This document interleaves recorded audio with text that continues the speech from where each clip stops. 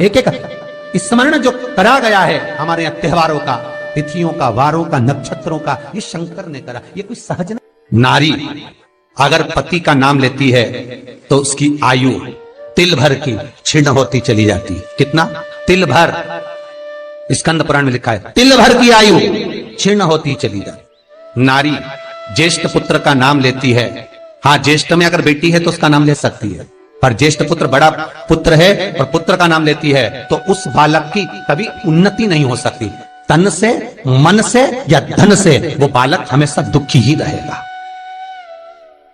तुम दुनिया का सारा सपोर्ट कर दो, तुम चाहे अपनी प्रॉपर्टी बड़े बेटे के नाम कर दो, तुम चाहे पूरा दुनिया भर का सुख अपने बेटे के सामने लाकर खड़ा कर दो, तो भी अगर मां अपने बड़े पुत्र का नाम बार बार लेती है तो वो पुत्र या तो तन से या मन से या धन से दुखी ही मिलेगा, वो सुख नहीं पा सकता।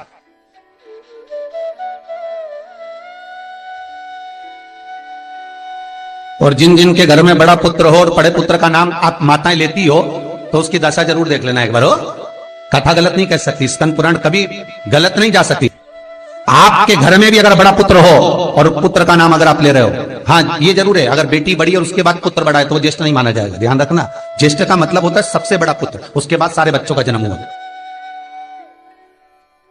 क्योंकि बेटी अगर जन्म ले ली पहले फिर बेटा हुआ तो बेटी ज्येष्ठ कहलाएगी, है बेटा नहीं कहलाएगा। अगर पहला ज्येष्ठ पुत्र है तो मां सारी प्रॉपर्टी दे दे, सारा वैभव दे दे, मां सारा दौलत दे दे, मां उसके ऊपर सर्वस्व निछावर कर दे, पर अगर बेटे का नाम माता बार बार लेती है तो उस बेटे की उन्नति तरक्की नहीं हो सकती, उसको जीवन में सुख नहीं मिल सकता, कुछ ना कुछ चीज से वो दुखी रहेगा। चाहे वो बच्चों से रहे, पत्नी से रहे, परिवार से रहे, कुटुंब से रहे, व्यापार में रहे, व्यवसाय में रहे, ऑफिस में रहे, चाहे अपने शरीर से रहे, पर दुख तो उसके भाग्य में थोड़ा लिखा ही रहे। और जो चीज वेद व्यास जी ने वर्णन कर दी महाराज, उसका प्रमाण आप खुद भी अपने घर में देखो कि सही है कि गलत है। जिस जिस घर में बड़ा पुत्र हो और मां उसका नाम बार बार लेती हो, बार बार लेती हो, उस पुत्र की दशा देखिएगा आप। तन, मन और धन तीन तरह से। इसलिए निवेदन करूंगा मेरी माताओं से, आपका प्रेम बहुत है क्योंकि आपका बेटा बड़ा है, आपका पुत्र बड़ा है, आपका बहुत प्रेम है और बेटे का भी माता के प्रति बहुत प्रेम है, पर उस प्रेम में तुम्हारा जो संबोधन है बार बार नाम लेने का, उससे उसको तकलीफ हो सकती है। इसलिए निवेदन है, मेरे कृष्ण का नाम कृष्ण था पर यशोदा कभी कृष्ण नहीं बोली है, कभी नहीं, यशोदा कभी कृष्ण नहीं बोली। कनुआ कहती थी आपके बेटे का नाम कुछ भी आप उसको नाम से मत पुकारो, उसका नाम चेंज कर दो, थोड़ा सा बदल दो, आप उस नाम से उसको पुकारना प्रारंभ करो। आप जो भी बोलना चाहे, आपके दिल की बात है, तो आपके पुत्र से आप क्या बोल सकते हो।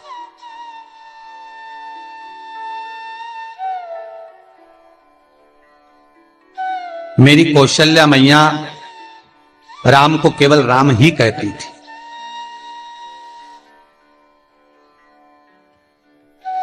केतई राघव कहती थी, सुमित्रा रघु कहती थी, पर कौशल्या नाम नहीं बदलता। और ज्येष्ठ पुत्र थे राम, बड़े थे,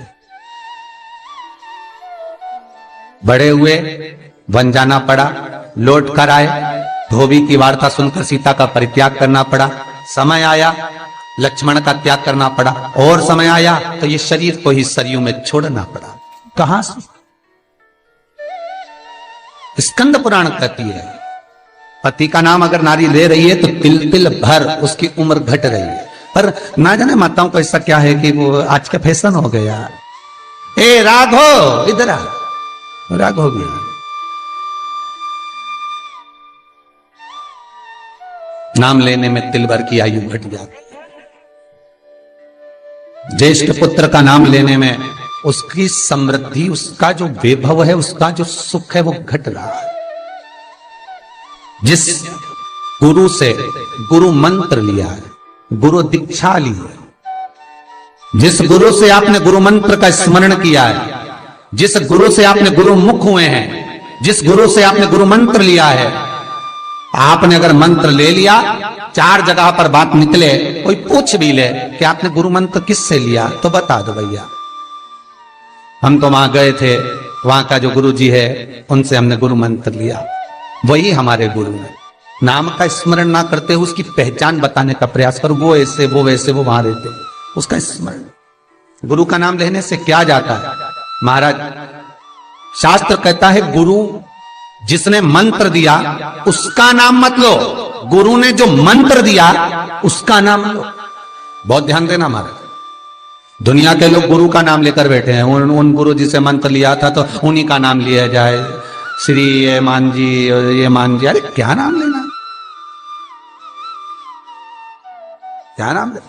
हमें गुरु का नाम नहीं याद करना, हमें गुरु मंत्र याद करना। जो गुरु ने मंत्र दिया उसका स्मरण करना।